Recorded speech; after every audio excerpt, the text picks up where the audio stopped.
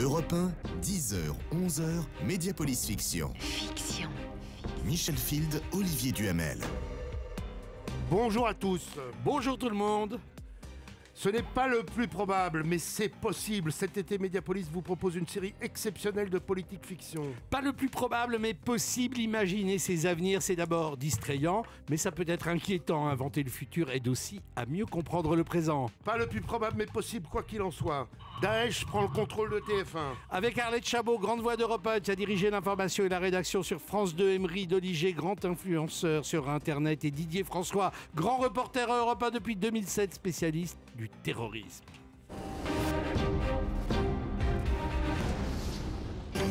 Europe 1, Flash spécial. Bonjour à tous, nous bousculons nos programmes suite à ce que nous apprenons à l'instant. Les téléspectateurs de TF1 n'ont pas manqué de le remarquer. Un écran noir pour la première chaîne de France depuis maintenant plus d'une demi-heure. Pour le moment, aucune revendication, pas de déclaration officielle, mais selon certaines sources, la piste d'un cyberattentat du groupe Daesh semble la plus probable. Une interruption des programmes qui n'est pas sans rappeler un événement similaire survenu en avril 2015. Les programmes de la chaîne française TV5 Monde avaient été totalement interrompus pendant plusieurs heures.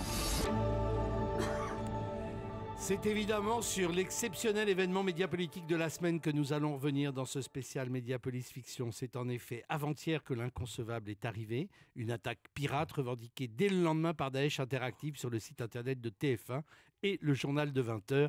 La chaîne qui a dû se résigner à un écran noir durant plus de 2 heures. Raphaël Maillochon se trouvait dans les locaux de TF1 au moment de la reprise des programmes. Pour un retour à la normale, Raphaël ? Oui, mission réussie. La chaîne a pu diffuser tout à l'heure depuis Paris le premier journal en direct. Et il faut dire que les techniciens et ingénieurs travaillent d'arrache-pied depuis hier soir pour rétablir les réseaux. Lors de l'attaque, ils m'ont confié avoir d'abord cru à une panne électrique avant de comprendre très vite qu'il s'agissait d'une attaque ciblée. L'attaque a été rapide. Dévastatrice, très bien organisée. Pendant toute la nuit, nous avons travaillé dur pour reconstituer l'ensemble du réseau. Et là, il y a eu un élan de solidarité entre les techniciens, les ingénieurs, tout le monde revenait travailler. On a pu réagir assez rapidement et on est plutôt fiers de redémarrer le lendemain. Mais ici, on se veut quand même prudent. La cyberattaque est toujours en cours. Ce qui est sûr, c'est que les réseaux informatiques sont encore vulnérables. 13 techniciens et experts informatiques de l'État aident à l'heure actuelle ceux du groupe audiovisuel. Ils travaillent ensemble d'arrache-pied pour comprendre le mode opératoire des hackers. Comment ont-ils pu arrêter la diffusion des programmes? Par où sont-ils passés pour attaquer les réseaux informatiques pourtant très bien protégés? Ils avaient fait l'objet d'une vérification de sécurité il y a seulement 15 jours. Alors, est-ce que cette cyberattaque était prévisible, Didier François ? Oui, elle l'était. On l'a vu d'abord TV5. En France, avant, plusieurs attaques avaient déjà été menées sur des mairies, par exemple, sur des réseaux locaux. On sait que, et ça ce n'est qu'en France, d'autres attaques ont eu lieu dans d'autres pays du monde, on sait que pour Daesh, la question de la propagande est fondamentale et qu'ils ont un nombre d'experts importants en termes d'informatique. Donc oui, c'était parfaitement prévisible. La preuve, c'est que des mesures de sécurité avaient été prises juste avant par les différentes chaînes. Le problème toujours dans ces cas-là, c'est que quel que soit le système de sécurité, la faille peut être humaine. La question du mot de passe, par exemple, qui s'était posée sur TV5 et que ça, on n'en est jamais à l'abri.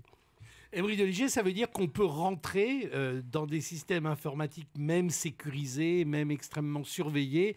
Il y a toujours une faille possible. Oui, parce que la faille est humaine. Et la plupart du temps, c'est souvent d'ailleurs les propres salariés qui créent leur propre faille. Il suffit juste d'envoyer par exemple un email, peut créer une faille. Arlette Chabot, on y reviendra tout à l'heure, mais depuis un moment, les rédactions sont extrêmement attentives, pour pas dire obsédées par ces questions de sécurité. Là, oui, c'est la leçon évidemment de TV5. Donc je dirais qu'on a ajouté des verrous pour ne pas faciliter l'entrée et contourner ces attaques, puisqu'au fond, on a bien compris, c'est la faille, elle est souvent avec des mots de passe utilisés par les uns, par les autres. Donc il y a des mises en garde, il y a des verrous qui ont été ajoutés, mais je crois que dans toutes les chaînes de télévision, on sait qu'il n'y a pas de risque zéro. C'était la leçon de TV5. Mais pourquoi vous dites la leçon de TV5 ? Mais pourquoi est-ce qu'on ne l'a pas anticipé ? Je veux dire, c'est des attaques informatiques. Tout à l'heure, Didier François a dit qu'il y en avait eu d'autres, etc., et que c'était pas vraiment une première. Pourquoi est-ce que donc... C'est parce qu'il y en a tout le temps. Le problème, c'est pas ça, c'est que oui. Oui, d'abord, il y en a tout le temps, mais c'est anticipé. Le problème, encore une fois, le problème de la sécurité informatique, c'est un problème de discipline. Voilà. Il faudrait normalement pouvoir décorréler les systèmes qui sont connectés des systèmes sur lesquels on travaille. Mais ça, c'est une lourdeur au quotidien qui est extrême. Et donc, évidemment, au bout, on fait attention une semaine, 2 semaines, 3 semaines, et au bout d'un mois, on arrête de faire attention. Et c'est cette faille-là que les terroristes attendent, ou les cyberterroristes attendent, pour pouvoir frapper. C'est aussi net que ça. Il y avait un virus à TF1 qui a vraiment perturbé beaucoup pendant des mois. C'était il y a 4 ans. Ça a été très difficile pour la chaîne qui a craint le pire. C'était un virus. Je crois qu'il y a une différence entre les attaques qui ont été régulières, malheureusement, dans les entreprises d'information ou de télévision, par exemple. Et puis là, ce qui est totalement différent, parce qu'on est dans une attaque, évidemment, d'un autre style, d'un autre genre, avec des conséquences totalement différentes. Et puis en plus, chez les médias, il y a quelque chose qui se passe, c'est-à-dire qu'ils sont toujours entre deux chaises. Soit d'un côté, il faut tout verrouiller, tout fermer, et puis de l'autre côté, il faut utiliser des solutions technologiques, qu'on appelle souvent d'open source, pour pouvoir justement aller plus vite. Donc ça crée des failles. Tout ouvrir et tout fermer, c'est pas simple, Michel. Alors, il y a 2 débats, j'allais dire, différents qu'on va essayer de prendre en charge. Il y a le débat proprement médiatique, ce sera pas la deuxième partie, et puis il y a la menace terroriste même que cette attaque exprime. La peur de la menace terroriste reste évidemment présente. Le procureur de la République, François Molins, dresse un bilan de la situation et vous allez voir, ça n'est pas franchement rassurant. Tout indique qu'elle n'a jamais été aussi importante et le nombre d'individus et de procédures concernées le démontre bien, puisque c'est aujourd'hui plus de 1600 individus qui sont suivis par la DGSI dans le cadre du renseignement. Et nos procédures, nous, ont augmenté de plus de 180% depuis la fin de l'année, puisque nous avons à ce jour 118 procédures qui représentent 68 informations judiciaires confiées à des juges d'instruction et 50 enquêtes préliminaires qui concernent en réalité près de 400 individus. Donc effectivement, c'est quelque chose qui ne cesse de croître avec un danger qui est de plus en plus présent sur notre territoire national. Un danger de plus en plus présent, Didier François, oui, on a une augmentation exponentielle. Le chiffre de personnes suivies a doublé en un an. On était sur 1500 effectivement. Aujourd'hui, on est à peu près sur 1500 qui sont directement dans les filières et 1500 qui s'intéressent aux filières. Donc c'est énorme. Ce qui veut dire que toutes les tentatives, tous les premiers programmes de déradicalisation, etc., pour l'instant, ça ne produit pas d'effet. Ça dépend. C'est-à-dire que grosso modo, c'est énorme en termes de surveillance. Ce n'est rien par rapport à la taille de la population. On est sur 70 millions d'habitants en France quand même. Alors un danger de plus en plus présent, comme vient de nous l'expliquer Didier François, et qui a pour conséquence des débats sémantiques. Alors Daesh ou État islamique, Delphine Le Goutet revient pour nous sur ces querelles terminologiques. C'est l'œil du lab Mediapolis Fiction. Oui, État islamique, Daesh, égorgeurs, comment faut-il les appeler? Laurent Fabius a passé une consigne très claire devant l'Assemblée nationale. Il ne faut plus du tout les appeler État islamique. C'est lui faire un cadeau que de l'appeler État. Je recommande de ne pas utiliser l'expression État islamique car cela occasionne une confusion islam, islamisme, musulman. Il s'agit, mesdames et messieurs, de ce que les Arabes appellent Daesh et ce que j'appellerais pour ma part les égorgeurs de Daesh. Sauf qu'en politique, les choses ne sont jamais simples. Et au Front National, on estime au contraire que le mot Daesh est une preuve de soumission aux terroristes. Écoutez Marine Le Pen à ce sujet. Et le gouvernement d'ailleurs s'est soumis immédiatement aux exigences de l'État islamique, puisque maintenant on ne les appelle plus que Daesh, c'est-à-dire que c'est ce qu'ils réclamaient. Et je me suis évidemment opposé à ce changement de nom là aussi. On se doit cependant de rectifier Marine Le Pen. En l'occurrence, Daesh ne réclamait pas du tout d'être appelé Daesh. Ce sont leurs opposants syriens qui ont prononcé ce mot pour la première fois à la télévision en 2013. Ensuite, le terme a été institutionnalisé par leurs détracteurs. Des témoins racontent même que Daesh menace de couper la langue à ceux qui utiliseraient ce terme en public. Bref, dans cette querelle terminologique, l'argument de la présidente frontiste est un vrai contresens. C'était donc Delphine Le Goutet et on peut être un peu surpris que Laurent Fabius, d'une part, fasse cette intervention donnant des ordres linguistiques et d'autre part, au lieu de dire Daesh, il dit Daesh. Alors, en ces temps de crise du politique, je ne suis pas sûr que le nom de lessive soit tellement repoussant. On est comme les rois en France pour inventer des débats totalement débiles. Il faut dire la vérité. Daesh, c'est l'acronyme de Daoula Islamia, qui veut dire l'État islamique. Eux-mêmes, enfin les gardes qui me détenaient quand j'étais otage, le disaient assez régulièrement. Enfin, on est vraiment dans du grand n'importe quoi. Là. J'espère que Laurent Fabius écoute cette émission totalement débile, nous a dit Didier François. Revenons à ce drame. Comme chaque jour à 15h, s'est tenue la conférence 20h dans le grand bureau du 2e étage de TF1, jouxtant la direction de l'information.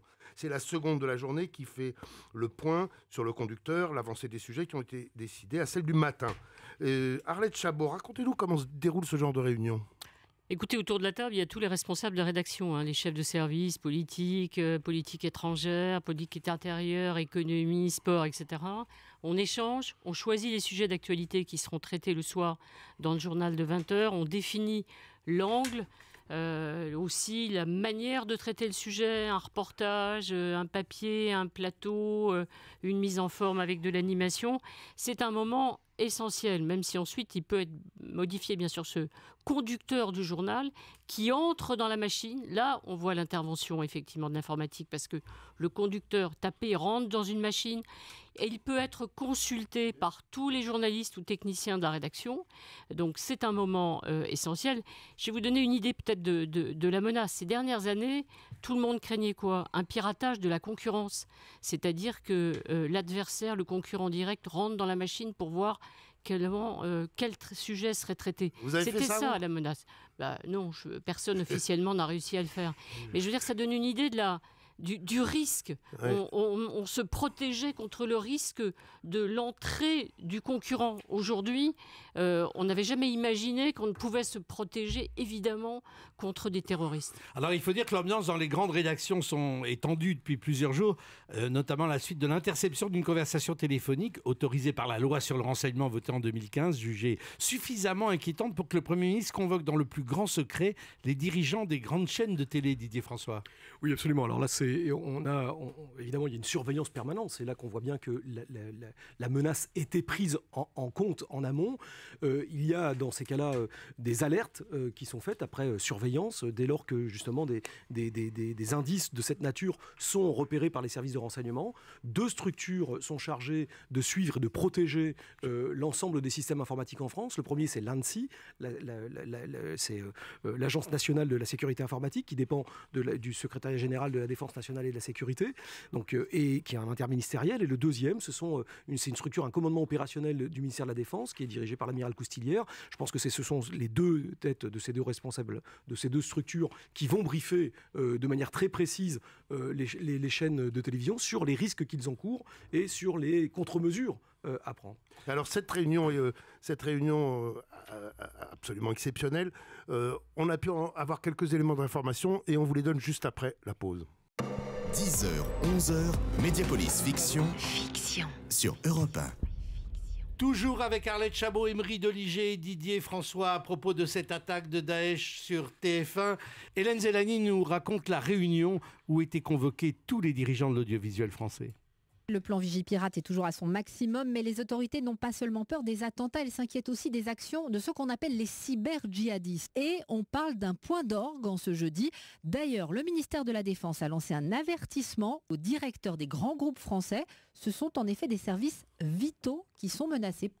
Didier, François, qu'est-ce que c'est qu'un protocole de sécurité optimale, puisqu'on a appris qu'il avait été élaboré?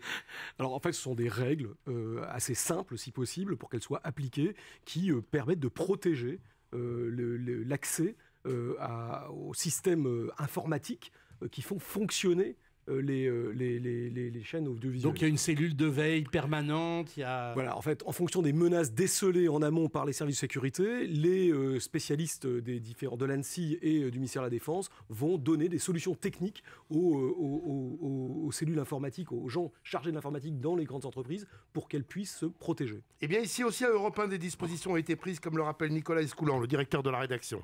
Nous venons de prendre des mesures exceptionnelles de protection de notre antenne.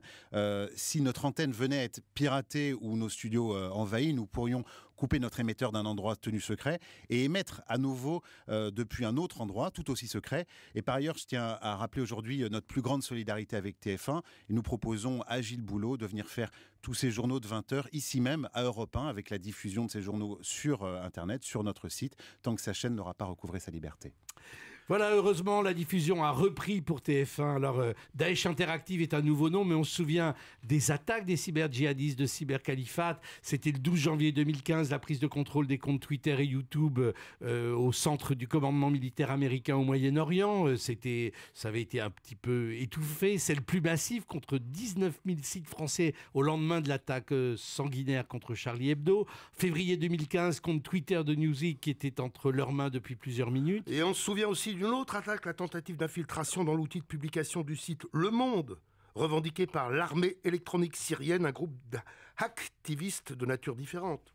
Et puis, bien sûr, on y a fait déjà référence, l'attaque sur les 11 chaînes du groupe TV5 Monde le 8 avril 2015 à 22h heure de Paris. Yves Bigot, le directeur général de TV5 Monde, était aux premières loges.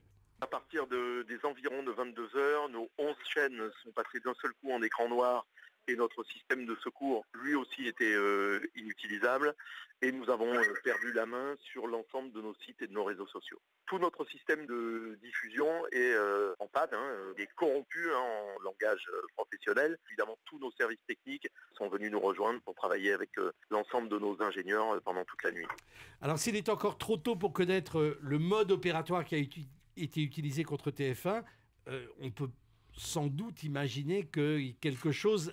Il y a des leçons à tirer de l'attaque TV5. Emery Doliger. Oui, en fait, il y a plusieurs sujets. Pour TV5 Monde, le site Breaking 3.0 avait fourni une explication. Le piratage avait pu se produire via ce qu'on appelle une faille Java sur un ordinateur particulier. Ça peut être très bien celui de l'administrateur des réseaux sociaux de la chaîne ou bien n'importe quel ordinateur connecté à la régie.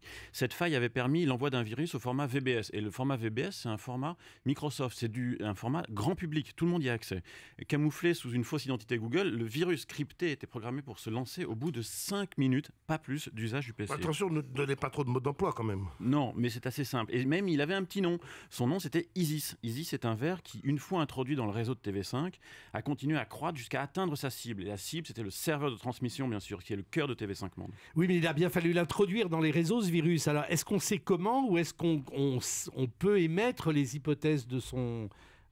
De l'introduction du virus. Oui, bien sûr. Et puis même, il n'y a pas qu'une seule hypothèse, il y en a 3. Alors la plus ancienne et désormais la plus connue, c'est un faux courrier électronique ressemblant à celui très officiel de la chaîne. L'utilisateur clique et sans le savoir installe un script sur son PC. Alors là, tout de suite, un script, c'est un programme qui permet aux pirates de prendre le contrôle de son ordinateur, sa webcam et tous ses mots de passe.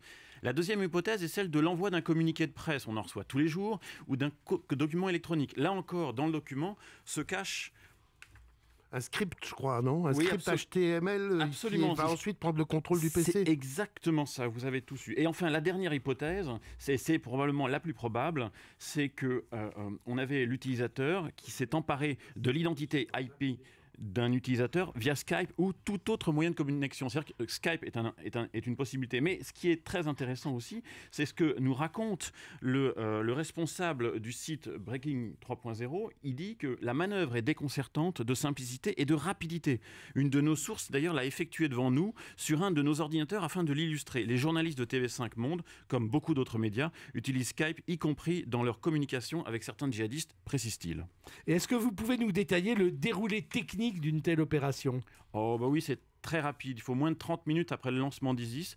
D'autres virus peuvent s'installer. C'est-à-dire que c'est un ver et ensuite il éclate à l'intérieur du serveur par un système de programme et qui convertit l'analogique en numérique avant d'être envoyé sur le satellite de diffusion. C'est-à-dire que toute la chaîne est complètement vérolée. C'est comme des métastases en quelque sorte. C'est exactement le même principe que des métastases. Cette centrale de dispatching est le cœur de TV5, le satellite de diffusion. Ce qui veut dire que si l'équipe technique de TV5 n'avait pas été si réactive et performante, l'antenne de TV5 était sous contrôle pour un vrai film de propagande. Alors imaginez l'impact quand on sait que TV5 est visible dans 257 millions de foyers et dans plus de 200 pays. On va revenir à Didier François. Vous nous parliez tout à l'heure de l'ANSSI, l'Agence nationale de la sécurité des systèmes d'information, une agence créée en juillet 2009. Excusez-moi, mais elle n'est pas très efficace parce que les attaques réussies contre TV5 Monde, aujourd'hui contre TF1, qu'est-ce qu'elle fait cette agence? Comment elle fonctionne? Alors déjà, elle est efficace dans la mesure où une fois que l'attaque, alors elle ne peut pas empêcher l'attaque d'être lancée, mais c'est comme dans une opération militaire. Une fois que les gens ont l'initiative, ils ont l'initiative. Le problème, c'est de les empêcher de passer. Voilà. Et là, dans le cas particulier, l'idée, c'est de les empêcher de se répandre au plus vite. Donc d'abord mettre un coup d'arrêt. C'est ce que font les gens de l'ANSSI, bloquer la diffusion de ce fameux virus. Contenir en quelque sorte. Contenir, déjà dans un premier temps. C'est une opération militaire. D'abord on contient, ensuite on refoule. Voilà, donc c'est ça le but du jeu, c'est aussi simple que ça. C'est une agence gouvernementale, elle est militaire ou elle est civile? Alors elle est civile, elle est interministérielle, mais elle travaille avec évidemment et les services de renseignement et le ministère de la Défense. Et votre truc, le commandement opérationnel dont vous parliez tout à l'heure. En fait, donc il y a deux instances qui sont en première ligne. Il y a le commandement opérationnel qui est rattaché à l'état-major des armées. Ensuite, elle s'appuiera aussi sur les capacités militaires qui sont par ailleurs, qui peuvent aussi être offensives. Oui, mais que je comprenne bien, il y a une sorte de cellule spécialisé sur le cyberterrorisme au sein de l'état-major des armées en France. Tout à fait. Voilà. Écoutez, Arlette Chabot, moi, je ne sais pas ce que vous en pensez, vous, mais moi, quand j'entends tout ça, ça fait froid dans le dos, non? Forcément, ce qui fait froid dans le dos, c'est qu'au fond, on arrive jusqu'à la diffusion. Sur toutes les chaînes de télévision, on sépare ce qui relève, j'allais dire, de la bureautique et ce qui relève du processus de fabrication. Qui ensuite, une fois que les sujets, par exemple, sont faits, les reportages, on les envoie pour une diffusion. Oui. Donc quand on arrive au cœur du système, qui est la diffusion, forcément, ça, c'était inimaginable, parce que là, pour le coup, il y a des protections, il y a des barrières. D'accord. Tout le monde n'a pas accès à ce système qui va jusqu'à la diffusion. Donc si on pénètre ce système d'une manière ou d'une autre, c'est ça aujourd'hui qui devient effectivement inquiétant. Et encore une fois, après que des mesures de sécurité supplémentaires aient été prises par tout le monde, donc par TF1, après cette attaque de TV5. Et moi, c'est là, on est au cœur du système. Et moi, je vais vous dire, quand on entend, un, les moyens techniques d'un côté, et deux, rien que l'émission qu'on est en train de faire, on se dit qu'on pourrait même faire des faux journaux télévisés. Évidemment, on peut aussi diffuser, et je pense qu'il faut dire sans paniquer tout le monde, c'est que dans ce domaine, comme tous les autres, il n'y a pas de risque zéro. C'est-à-dire que quand on a des hackers, quels qu'ils soient, décidés à pénétrer le système, ils peuvent trouver une faille. Donc il faut se préparer à un moment où il y aura une intervention humaine qui pourra stopper une diffusion intempestive d'un sujet qu'on n'a vraiment pas envie de voir. Et puis là, on n'y est pas arrivé parce que l'incroyable s'est quand même produit, c'est-à-dire que Daesh, à un moment, est à TF1 et contrôle le 20h. On y revient après la pause. 10h, 11h, Mediapolis Fiction. Sur Europe 1. Toujours en compagnie d'Arlette Chabot, Emery Doligé et Didier François pour commenter et analyser l'invraisemblable qui s'est produit. Daesh s'est emparé du 20h de TF1. Europe 1, Flash spécial. Il est 20h05, un flash spécial sur Europe 1. Le groupe Daesh vient de prendre le contrôle du JT de TF1. Un dirigeant du groupe, encagoulé, est apparu à l'antenne. Il a diffusé un communiqué dont voici les principaux extraits. Nous venons de prendre le contrôle de la première chaîne des mécréants, je cite. Daesh expérimente ainsi une libération des médias entre les mains des apostats. D'autres opérations de plus grandes envergures suivront. Nous conseillons aux journalistes de quitter cette chaîne au plus vite et de rejoindre Al Jazeera. Le communiqué poursuit. La chaîne et le nouveau site internet qu'elle va lancer en français accueillera tous les volontaires. Europe 1, édition spéciale. Depuis, l'écran est à nouveau noir, mais ça ne s'arrête pas là. On apprend à l'instant que des actions similaires du groupe Daesh viennent d'avoir lieu sur la RTBF et la Rai Uno italienne. Des attaques qui touchent aussi la Grande-Bretagne puisque la BBC confirme quant à elle avoir été victime d'une tentative de pénétration de ses réseaux. Mais la BBC indique qu'elle a réussi à déjouer cette tentative de piratage. Emery Doligé, ce sont des actions qui trouvent un écho incroyable sur la toile. Oui, ce qui est dingue, c'est qu'on sent bien l'orchestration, on sent bien qu'il y a une résonance dans les réseaux sociaux et surtout qu'ils sont soutenus puisque la polarité est très positive en faveur de Daesh.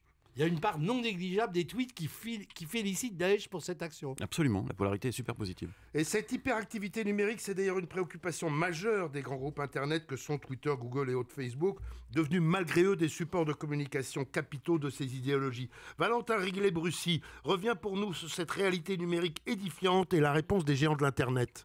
2,8 millions de followers, 40 000 messages pro-Daesh par jour, ce sont les chiffres impressionnants du groupe État islamique sur le site Twitter. Alors, il faut évidemment prendre ces informations avec prudence. Un même internaute peut suivre le groupe État islamique avec plusieurs comptes et tous ne sont pas forcément des militants, s'y trouvent aussi de simples curieux. Mais ce n'est pas tout. Cela va au-delà de Twitter puisqu'à en croire le journal Le Monde, citant des sources proches du ministère français de la Défense, ce ne sont pas moins de 2600 sites internet liés à Daesh qui ont été recensés et ne sont comptabilisés que les sites en français. Les géants de l'Internet ont décidé de réagir. Twitter annonçait en avril 2015 avoir clôturé en une journée près de 10 000 comptes pro-Daesh. YouTube a supprimé près de 14 millions de vidéos en 2014. Mais sur Internet, ces réponses reviennent à vouloir remplir le tonneau des Danaïdes. Quasi impossible aujourd'hui d'empêcher a priori la création de nouveaux comptes ou la diffusion de nouvelles vidéos. Alors Google, Twitter et Facebook préparent une autre forme de contre-attaque, la propagande positive. Un contre-discours créatif, drôle ou tout simplement fort. Le meilleur exemple reste encore « Je suis Charlie » au lendemain des attentats parisiens. Un « Je suis Charlie » repris et diffusé un nombre incalculable de fois sur les réseaux sociaux. Merci Valentin Riglet-Brussy. On vient de le voir une nouvelle fois après la cyberattaque contre TF1. Le soutien sur Internet est vraiment massif. Alors, est-ce qu'on doit s'inquiéter de cet écho numérique ? Et est-ce qu'on doit imaginer une forme de censure du web, ou alors Internet doit-il rester un espace de totale liberté d'expression avec les dérives qui vont avec ? Qui me répond ? Il y a une logique sur Internet qui est toujours la même, c'est si on va contre, on s'oppose et on crée des antagonismes. L'idée la plus simple serait de construire ce qu'on appelle une tour plus haute qu'une tour négative, c'est-à-dire une tour positive. Ce que organisent Facebook, Twitter et je ne sais plus lequel, et Google, merci, c'est justement d'organiser une tour positive avec ce message très positif, je suis Charlie, et de solidarité, plutôt que pour casser les messages négatifs de Daesh. Didier François, censure ? La censure, c'est pas très utile en soi. Après, il y a des règles. On est en démocratie, ils attaquent la démocratie. Donc la meilleure réponse, c'est la démocratie. C'est-à-dire qu'en dictature, on appelle ça censure, et en démocratie, on appelle ça règle. Oui, mais c'est pas la même chose. C'est Ça que dépend la du contenu. censure est imposée par des gens qui ne sont pas représentatifs, alors que la démocratie, jusqu'à preuve du contraire, élit et prend les décisions de manière collective. Ce qui n'est pas tout à fait la même chose. Et donc, c'est la meilleure réponse qu'on puisse leur faire. C'est-à-dire d'être justement ferme sur nos principes et nos valeurs. Après, que ça soit sur Internet ou dans la société, c'est la même chose. Alors, je précise ma question. Des sites terroristes, d'accord, évidemment terroristes, d'accord, mais des sites qui se contentent d'approuver les terroristes, il faut interdire, il faut les supprimer ? Moi, je ne suis pas législateur, je n'ai pas un problème d'interdire. Bon, Arlette Chabot, donc Didier François se mouille pas, ça m'étonne pas. Arlette Chabot. Forcément, je pense qu'au point où on en est aujourd'hui, avec ce qu'on dit en ce moment, forcément, il y aura une responsabilisation de ceux qui ont des sites. Facebook, on en a déjà parlé, Twitter, évidemment. Je ne sais pas comment on fait, techniquement, ça m'échappe. Mais il y a un moment où il va y avoir une prise de responsabilité. J'entends bien, mais je trouve que quand même... Alors, je vais poser une question encore plus précise. Vous êtes directrice de la rédaction. Le communiqué dont Nicolas Poincaré nous a donné des extraits. Le communiqué de Daesh sur les mécréants, rejoignez Al Jazeera et tout ça. Vous le diffusez ? Pas dans son intégralité. Non, c'est-à-dire qu'encore une fois, notre responsabilité, elle est d'en parler, mais en le mettant en contexte. C'est ça notre travail de journaliste, c'est de décrypter, c'est de dire aux gens, voilà ce qu'ils disent et voilà pourquoi ils le disent, voilà les effets qu'ils cherchent à obtenir. Ils cherchent à vous terroriser, ils cherchent à démolir notre système de... Voilà, il faut le dire dans ce cadre-là. Donner les choses brutes n'est pas notre travail. Notre travail, c'est d'expliquer. Oui, il a tout à fait raison. C'est-à-dire qu'on donne les raisons, on dit pourquoi le sens de leur action, mais on n'est pas obligé de lire le communiqué dans l'intégralité. Là, on est des relais. Si on revient sur la cyberattaque dont TF1 vient de faire l'objet, comment une telle action est possible alors que les régies, notamment la régie finale dans les grandes télévisions, c'est devenu Forkdox depuis très longtemps, Arlette Chabot ? Ça a toujours été effectivement des endroits très fermés, inaccessibles, il y a des codes, très peu de gens peuvent y entrer. Mais bien on entendu. craignait les invasions de syndicalistes. Évidemment, quand il y a un mouvement social fort, on a peur que effectivement le plateau soit envahi ou la régie finale également soit envahie. On a toujours eu peur même d'une prise d'otage. Évidemment, sur un plateau, demandant à accéder à la régie finale ou à l'antenne. Donc ça veut dire que même dans des boîtes comme France Télévisions ou TF1, par exemple, les badges qui permettent de circuler, il y a un badge spécial pour l'entrée dans la régie finale. Les portes ne sont ouvertes que par ceux qui sont à l'intérieur, ils sont très peu nombreux. Mais tout simplement, c'était des menaces d'avant, si j'ose dire. La menace extérieure, elle était visible. Aujourd'hui, la menace, elle est toujours extérieure, mais souvent extérieure, mais en tout cas invisible. C'est ce à quoi doivent être préparés aujourd'hui les responsables de régie finale et notamment le chef d'antenne qui, lui, dans des circonstances graves, exceptionnelles, coupe l'antenne, stoppe la diffusion et peut-être met en place. C'est ce qui s'est passé là. C'est-à-dire là, d'un côté, ça n'a pas du tout marché dans la prévention.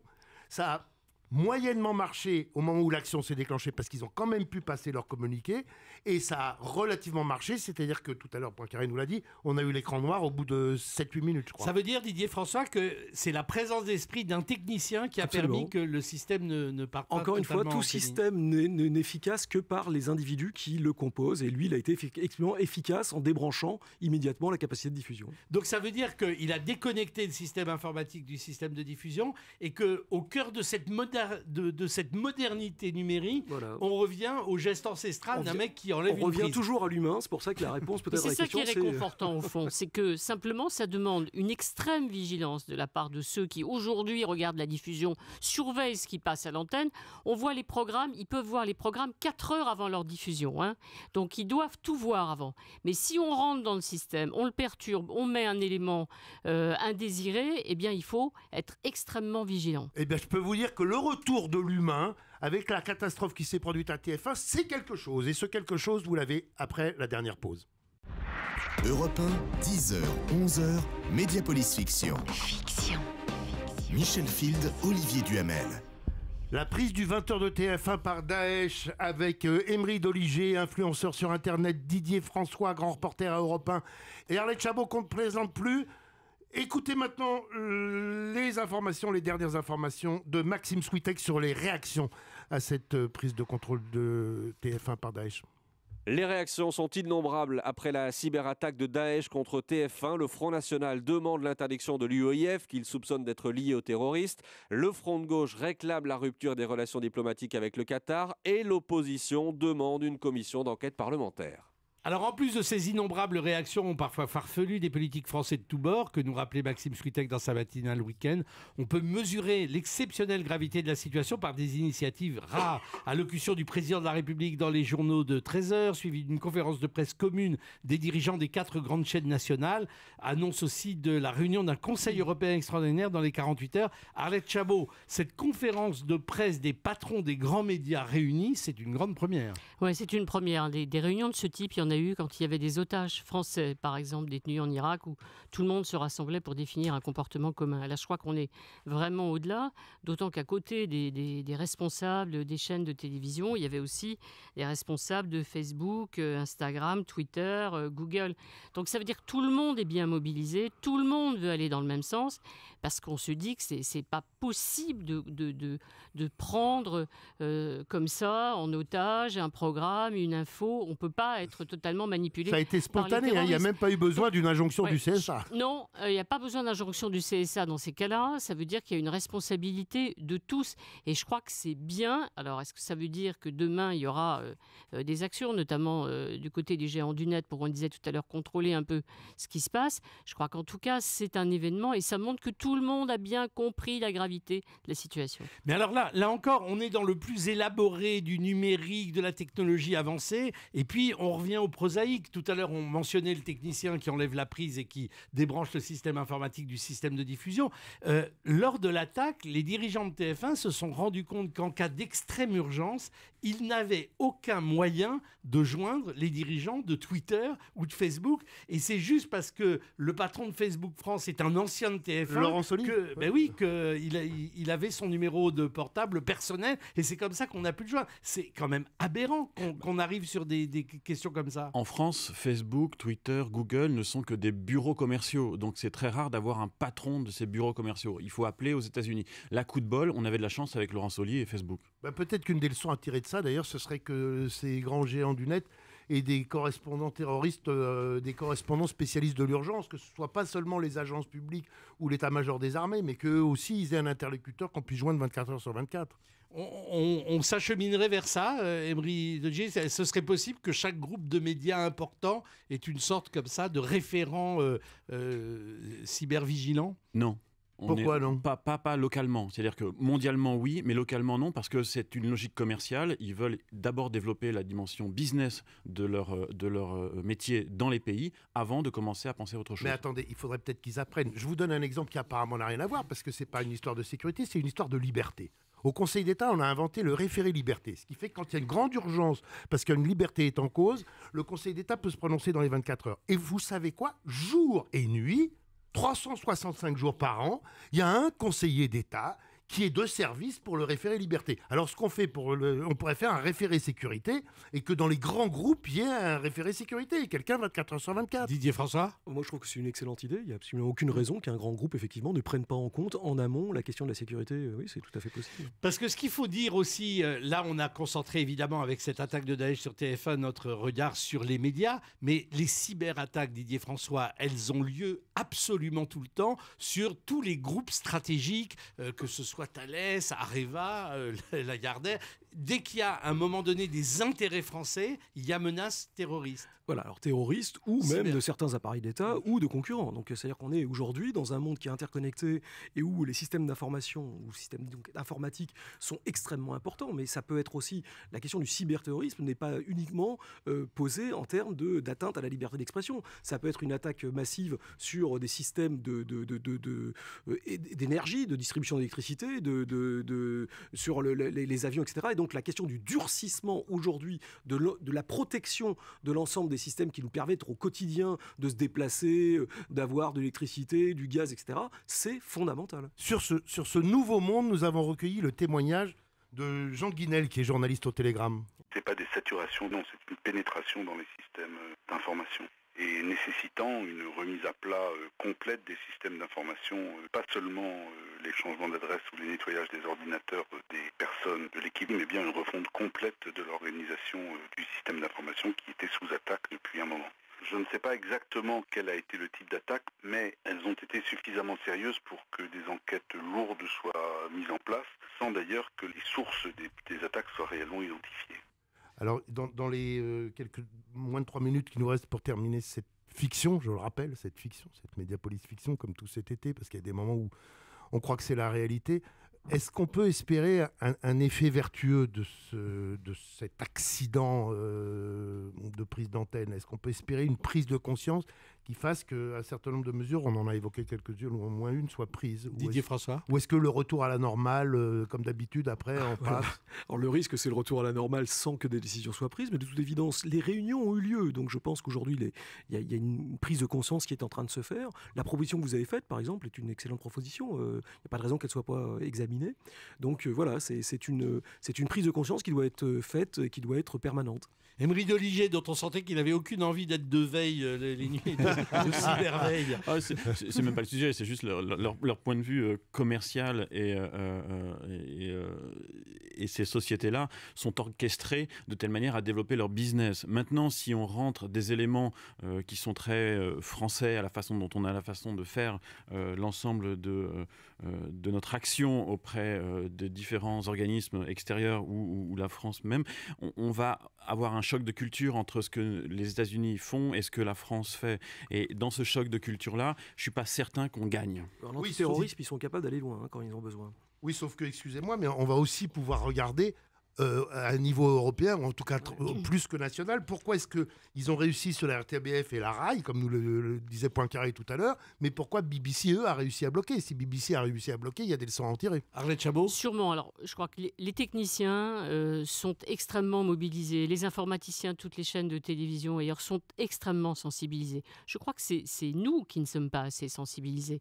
Et c'est vrai que la porte d'entrée, on l'a bien vu, ça peut être un mail envoyé à quelqu'un, et puis ensuite, ils sont assez malins. Ces hackers, ces black hats, je crois qu'on dit, c'est ça, qui ont l'esprit de malveillance. Il y a un challenge. Moderne, il y a un challenge pour eux, c'est de pénétrer les systèmes.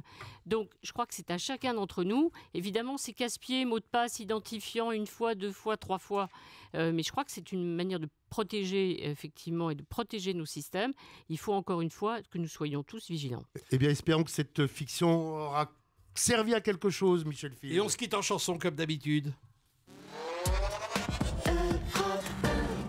Europe 1, 10h, 11h, Michel Field, Olivier Duhamel. Mediapolis Fiction.